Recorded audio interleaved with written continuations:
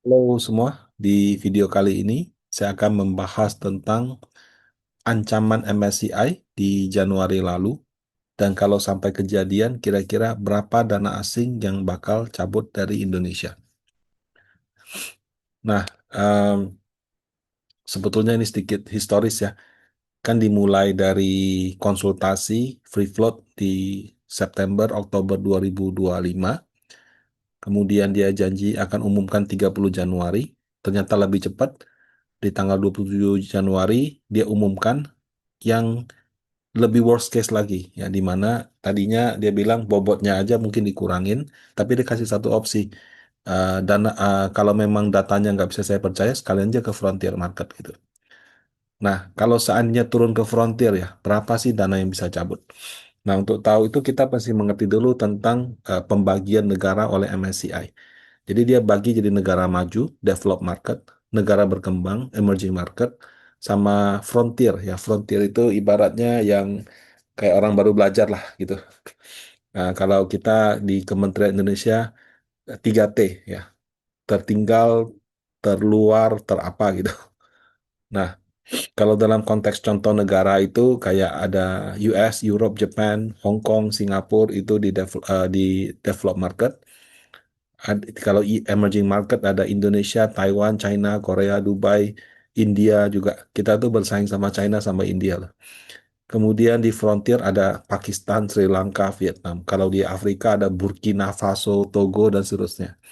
Ada lagi stand alone market. Nah itu kayak nggak bisa digolongkan ya. Contoh Bosnia, Herzegovina, dan seterusnya. Nah, MSCI ini ibaratnya dia kan menyediakan indeks KLQ45. Nah, reksadana yang mengacu ke LQ45, ETF yang mengacu ke LQ45, itu paling besar di develop market. Nah, develop market itu perusahaan kayak Nvidia, Apple, Microsoft, Meta, Google, itu satu perusahaan ya, itu bisa menyaingi market cap daripada suatu negara. Nah, jadi eh, develop market itu adalah big money-nya ada di situ. Nah, tapi emerging market tidak sebesar eh, develop market, tapi juga ada powerhouse ya. Powerhouse itu kayak India, China, Taiwan, yang ada semikonduktor, AI dan seterusnya. Tapi memang size-nya nggak sebesar yang di develop market. Frontier pernah dengar nggak? Nggak pernah dengar gitu kan? Bahkan saya coba cari-cari, itu indeksnya aja nggak, maksudnya nggak ada ETF atau reksadana yang dia judulnya ETF Frontier Market. Tapi kalau MSCI Emerging Market, iShares ada, MSCI Dimensional Fund, MSCI Emerging banyak gitu. Tapi kalau Frontier Market saya sih terus terang nggak pernah dengar. Terakhir beritanya si Vietnam itu mau promosi dari Frontier ke Emerging Market.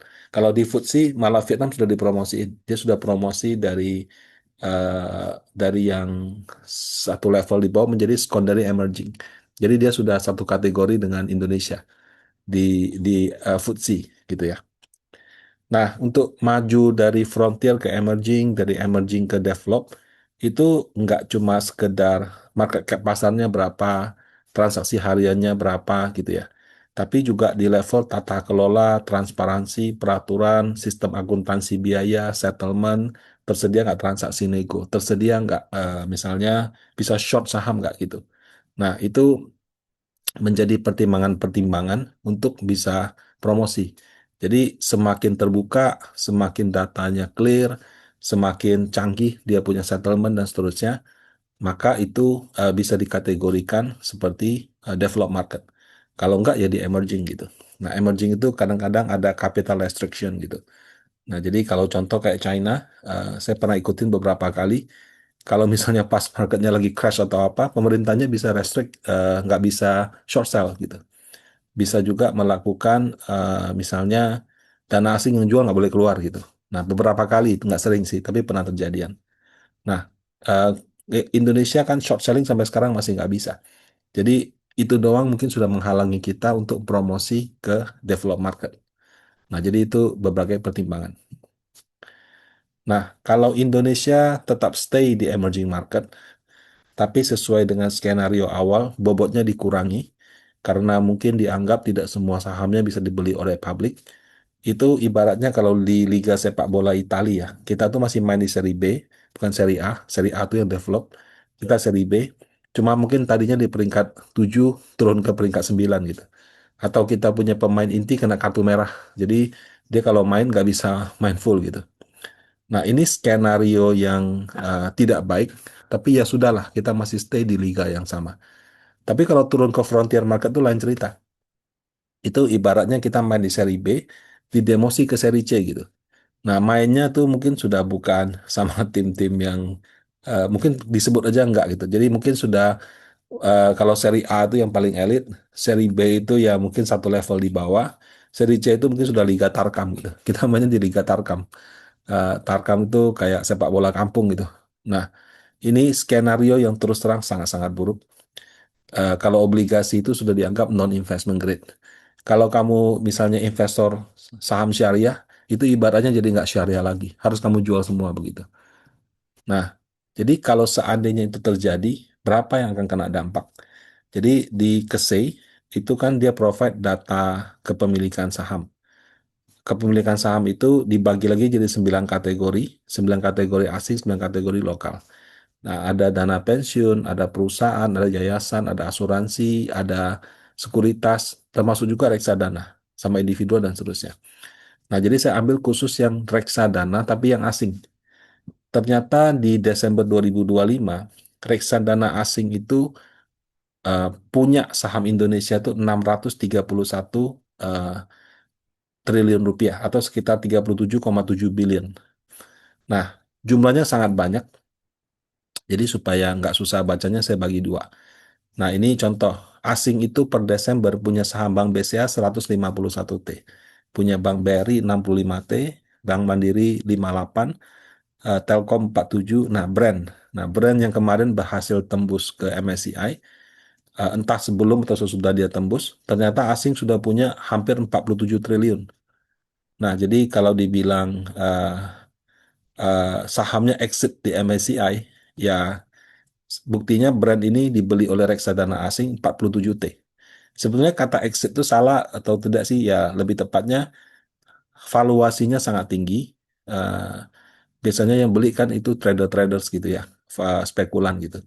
Ternyata dibeli juga oleh reksadana asing yang mungkin pendekatannya lebih ada metodenya gitu kan. Nah, ternyata berhasil dibeli oleh asing 47 T. Ada Astra 42, Bank BNI, Aman ini juga masuk ke MSCI, masuk juga di GDX dan GDXG. Sorry, GDX itu yang emas. United Tractor, Bumi Resources, nah ini juga sama. Ini yang berhasil masuk ke GDX, GDXG juga sama MSCI, 12,5 T. Alfamart, Indofood, ada DSSA yang sudah masuk MSCI mungkin Agustus tahun lalu, itu hampir 7 T. Goto 64, Antam 57, BRPT, ini grupnya Pak PP 5,5. KLBF, ISAT. Nah, IMPC ini banyak orang menduga dia akan masuk MSCI. Belum masuk saja sudah dibeli 4,2 T. Ya, ada ICBP 3,6, MAPI, Pegas, Unilever. Bisa dibaca Bapak Ibu ya. Nah, kalau kita lihat misalnya grupnya Pak PP nih, Brand 47 T. Kemudian ada BRPT 5,5. TPIA 2,9, Cuan 2,8. Petro ada nggak ya? PTRO, PTRO, Petro. Nah, ini juga ada 892 miliar. Ya, jadi sebetulnya kalau dibilang eh, pengusaha Indonesia, Konglo Indonesia yang berhasil, saya nggak bilang exit ya, tapi sahamnya dibeli oleh reksadana asing ini, saya bisa bilang Pak PP ini sangat sukses gitu. Karena ini 47 tambah apa namanya, tambah BRPT 5,5, berarti kan 52,5. 52,5 tambah ini kira-kira 6 T lah gitu ya. Eh, Berarti hampir 60 T. 60 T sahamnya grup Pak PP telah dimiliki oleh reksadana asing pada Desember 2025. Seperti itu. Nah, di sini bisa dicek lagi ya. Kalau misalnya mau lihat list lengkap, bisa datang ke IG saya. Nah, total 631 triliun.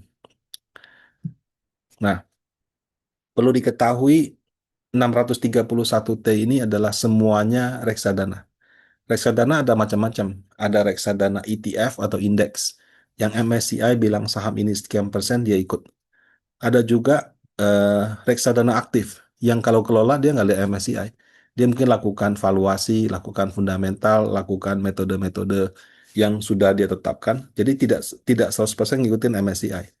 Nah, 631 ini gabungan keduanya. Eh, Terus terang saya nggak tahu nih berapa yang indeks, berapa yang aktif. Tapi kalau seandainya kita asumsikan semuanya itu adalah indeks atau aktif, tapi dia itu punya kebijakan harus emerging market, maka ketika si MSCI turunkan dari emerging ke frontier, fund ini harus jual semua, gitu. Nah, itu adalah skenario yang sangat tidak diinginkan. Jadi kalau misalnya sampai terjadi, bisa jual semua. Tapi sangat mungkin dari 631 ini, kalau yang aktif mungkin dia nggak ikut-ikutan gitu. Kenapa? Karena kalau misalnya dia pegang saham bank, sekarang tuh dividen yieldnya 8%, 9%. Saya cek Bank BRI itu 9% dengan harga sekarang. Mandiri juga sekitar 9%. BNI mungkin nggak sampai. Tapi dengan dividen yield setinggi itu, dan itu Bank Indonesia loh, yang menguasai perekonomian di Indonesia. Nah, bisa saja ya sudah, dia stay aja gitu.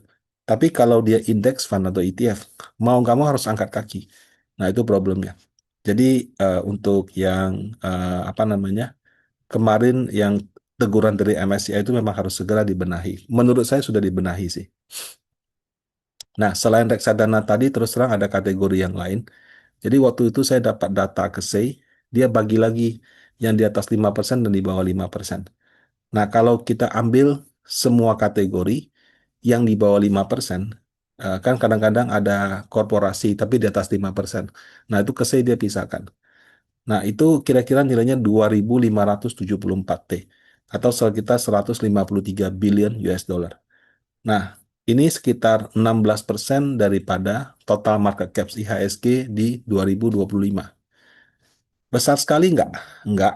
Tapi kalau dia out semua pusing juga. Nggak usah muluk-muluk deh. Contoh kayak tadi BCA 150, 100, eh, 51 T kan. Anggap kalau terjadi downgrade ya dari emerging ke frontier, berarti kan setengahnya hilang. Jual 75 T saham Bank BCA nggak mungkin dalam satu hari. Itu bisa auto reject bawah berhari-hari gitu loh. Nah, itu ya akan jadi skenario sangat buruk yang terus terang akan buruk untuk semua orang gitu. Nah, jadi memang MSCI tidak downgrade itu harga mati, nggak bisa dinegosiasikan, nggak bisa kita sok-sok nasionalis ya sudah nggak usah digeser asing, come on. Kalau saham Bank BCA misalnya dijual 75 T dan dia jualnya sekaligus, I'm sorry gitu, itu butuh berbulan-bulan, sorry mungkin mungkin butuh auto reject bawah berkali-kali loh. Dan belum tentu ada likuiditas lokal yang mampu menyerap. Jadi kalau orang bilang free float jadi 15%, nggak ada yang diserap. Kalau sekarang saham blue chip dijual 50%, bisa diserap nggak? Belum tentu. Ya, jadi itu akan menjadi skenario yang terus terang sangat-sangat buruk bagi Indonesia. Nah, tapi ya terus terang saya lihat ya saat ini tindakan dari bursa dan OJK itu geraknya sudah cepat, komunikasinya sudah baik. Tinggal bagaimana yang sudah dia janjikan itu diimplementasikan lebih cepat. Karena kalau sudah janji-janji-janji tapi pas realisasi nggak ada ya percuma aja gitu. Nah ini beberapa masukan saya terus terang yang untuk pengungkapan bahkan nggak 2,5%, 1% dia ungkap. Kemudian afiliasi nomini juga sudah ini. Nah ini sih mungkin cuma saran saya. Kadang-kadang saya lihat transaksi di pasar nego itu membingungkan gitu. Pada saat saham IPO, harga sahamnya misalnya 1.200, auto reject atas 1.500, tapi ada orang bisa beli di harga 700 gitu. Kenapa gitu? Itu menurut saya nomini pinjam nama. Jadi dia titip di nama orang lain, terus dibalikin gitu. Kemudian bisa juga itu transaksi yang dia settlementnya di luar bursa. Artinya nggak cuma dibalikin, nggak ada uangnya. Jadi transfernya di luar mekanisme bursa. Jadi untuk itu transaksi nego itu harusnya diawasi lebih ketat. Jadi kalau misalnya itu melibatkan nomini atau melibatkan afiliasi, dia harus ungkap lebih clear lagi siapa pihak pembeli, siapa pihak menjualnya. Nah, semoga untuk apa namanya program perbaikan yang dilakukan bursa ini bisa membawa Indonesia selamat daripada ancaman downgrade MSCI.